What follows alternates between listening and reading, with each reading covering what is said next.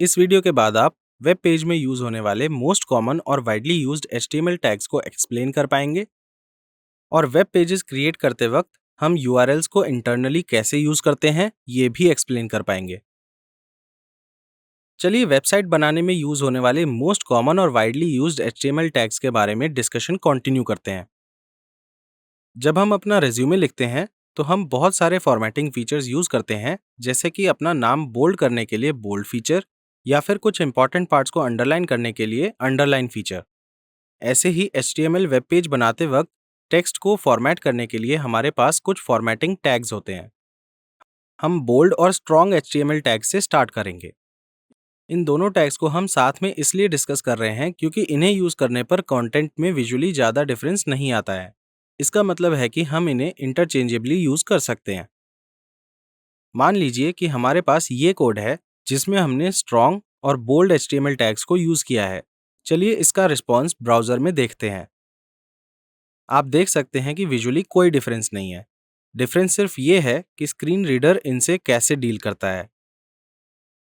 Screen reader एक software होता है जिसकी हेल्प से visually impaired people website use करते हैं। ये ऑन स्क्रीन इंफॉर्मेशन को स्पीच में ट्रांसलेट करता है। तो अगर आप इस कोड के लिए स्क्रीन रीडर यूज करेंगे तो वो स्ट्रॉन्ग टेक्स्ट को ज़्यादा इंपॉर्टेंस देगा और उसे डिफरेंट टोन में पढ़ेगा। अगर आप चेक करना चाहते हैं कि स्क्रीन रीडर इन टेक्स्ट से कैसे डील करता है, तो आप वीडियो के नीचे रिसोर्सेज में दिए हुए लिंक को यूज कर सकते हैं।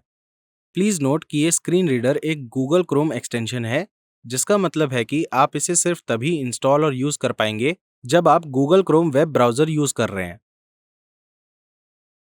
नेक्स्ट हम इटैलिक्स और एम्फेसाइज्ड HTML टैग्स को डिस्कस करेंगे। इन दोनों टैग से हम वेब पेज में टेक्स्ट को इटैलिक्स में ऐड करते हैं। अगेन इन दोनों टैग्स में विजुअली कोई डिफरेंस नहीं है और हम इन्हें इंटरचेंजेबली यूज कर सकते हैं। डिफरेंस सिर्फ ये है कि स्क्रीन रीडर इनसे कैसे डील करता है। चलिए इसे अच्छे से समझने के लिए HTML कोड का रिस्पॉन्स ब्राउजर में देखते हैं। आप देखेंगे कि विजुअली कोई डिफरेंस नहीं है। इस केस में अगर हम स्क्रीन रीडर यूज करेंगे तो एम्फेसाइज टेक्स्ट को स्क्रीन रीडर ज्यादा इंपॉर्टेंस देगा। लास्ट फॉर्मेटिंग टैग जो हम डिस्कस करेंगे वो है अंडरलाइंड HTML टैग। ये HTML टैग वेब पेज पे किसी भी कंटेंट को अंडरलाइन करने के लिए यूज होता है। तो अगर हम इस कोड का रिस्पॉन्स देखेंगे तो आप देख सकते हैं कि ये कंटेंट अंडरलाइंड है। अब इस टॉपिक के लास्ट HTML टैग को डिस्कस करते हैं, जो है इमेज HTML टैग। ये HTML टैग काफ़ी इंपॉर्टेंट होता है क्योंकि इससे हम वेब पेज पर इमेज ऐड करते हैं। इसे और अच्छे से समझने के लिए ये कोड देखते हैं जिसमें हमने इमेज टैग यूज किया है। इसके साथ आप ये भी देख सकते हैं कि हमने src एट्रीब्यूट यूज किया है जिसमें हमने एडिशनल इंफॉर्मेशन ऐड की है, जो बेसिकली उस इमेज का URL है जो हमें वेब पेज पर ऐड करनी है। src stands for source here और इस एट्रीब्यूट की वैल्यू के लिए हम उस इमेज का URL डबल कोट्स में देंगे जिसे हमें डिस्प्ले करना है। चलिए इस HTML कोड का रिस्पॉन्स वेब पेज पे देखते हैं। देयर यू गो, आप इंटर्नशाला का लोगो देख सकते हैं। अब सपोज करिए कि आपको इमेज की जगह कोई टेक्स्ट शो करना है जिसे क्लिक करने पर इमेज ओपन हो जाए। ये करने के लिए हम एक और एट्रीब्यूट यूज करेंगे विच इज ऑल्ट, जिससे हम इमेज में ऑल्टरनेट टेक्स्ट ऐड करेंगे। अब एक और इम्पॉर्टेंट टर्म है जिससे हम फेमिलियर हैं पर हमने अभी तक उसे एक्सप्लेन नहीं किया है, और वो है URL। अगर आपको याद हो तो एंकर टैग में हमने URL को href एट्रीब्यूट में यूज किया था और इमेज टैग के केस में भी हमने URL को src एट्रीब्यूट में यूज किया था। तो URL इंटरनेट पे किसी भी रिसोर्स का एक यूनिक एड्रेस होता है और वो रिसोर्स कुछ भी हो सकता है, जैसे वेब पेज या कोई फाइल, जैसे इमेज या PDF डॉक्यूमेंट। इसे समझने के लिए वो सेम एग्जांपल लेते हैं जो हमने इमेज टैग में लिया था। यहाँ पर URL के दो पार्ट्स हैं।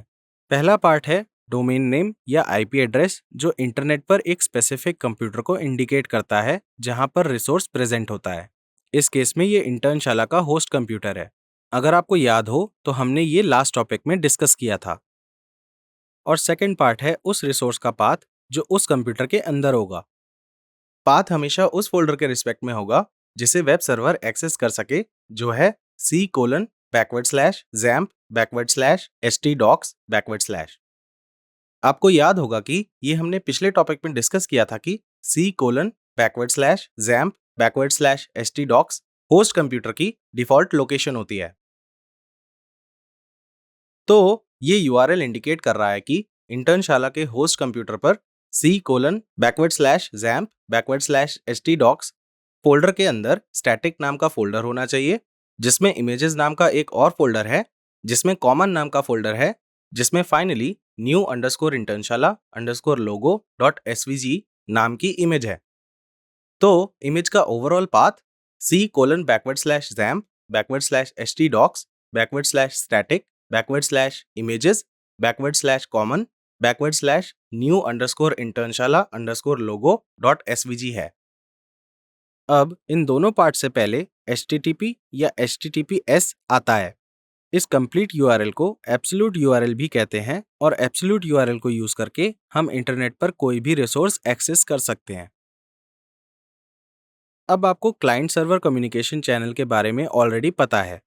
तो जब हमारी HTML फाइल में ऐसे टैग्स होते हैं तब कम्युनिकेशन कैसे होता है? सपोज करिए ये कोड HTML फाइल में एज home.html सेव्ड है। अब पहले ब्राउज़र home.html फाइल के लिए HTTP रिक्वेस्ट इनिशिएट करेगा, फिर वेब सर्वर अपने कंप्यूटर पर इस फाइल को C://XAMPP/htdocs/ में ढूंढेगा और उसे ब्राउज़र को एज अ रिस्पॉन्स वापस भेज देगा।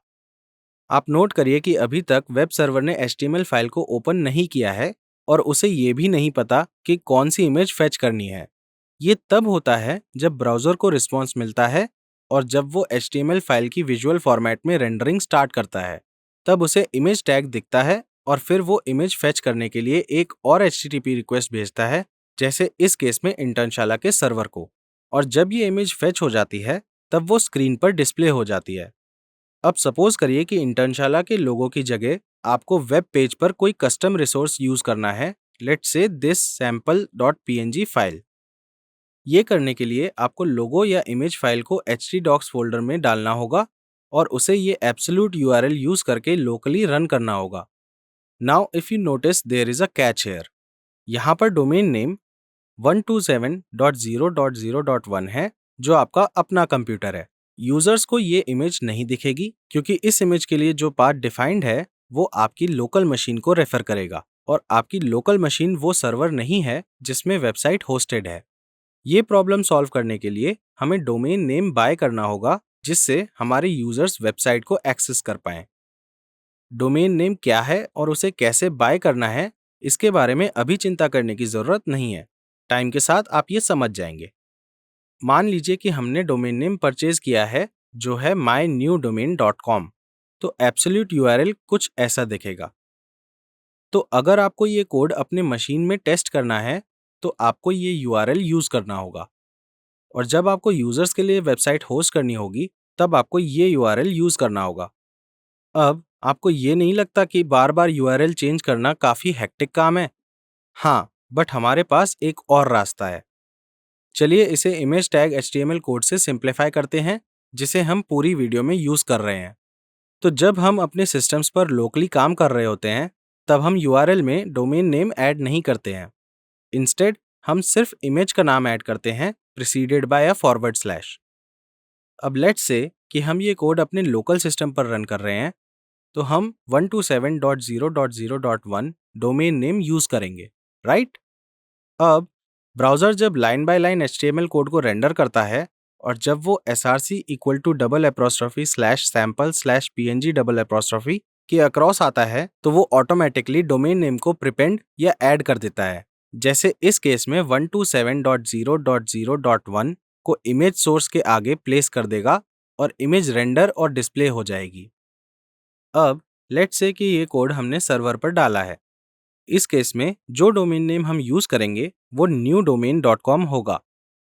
तो ब्राउज़र जब URL $/sample.png को एनकाउंटर करेगा, तो वो उसके आगे न्यू डोमेन नेम को प्रिपेंड करेगा इंस्टेड ऑफ 127.0.0.1 और उस URL से इमेज को फेच कर लेगा। अब अगर मैं कहूं कि एक और तरीका है जहां हमें डोमेन नेम और फॉरवर्ड स्लैश नहीं ऐड करना होगा। इसे रिलेटिव यूआरएल कहते हैं। ये करंट वेब पेज यूआरएल के रिस्पेक्ट में रिसोर्स को रेफर करता है। इसका मतलब है कि वो करंट वेब पेज के यूआरएल से रिसोर्स वेब पेज के यूआरएल को जनरेट करता है। Sounds difficult? Let me simplify this. Let's say कि हमारे पास एक वेब पेज का ये एब्सोल्यूट यूआरएल है, तो रिलेटिव यूआरएल में वो पार्ट जिसमें वेब पेज का नाम होता है वो रिमूव हो जाता है, और इमेज टैग के src एट्रीब्यूट में जो रिलेटिव यूआरएल प्रोवाइड होता है वो ऐसे ऐड हो जाता है।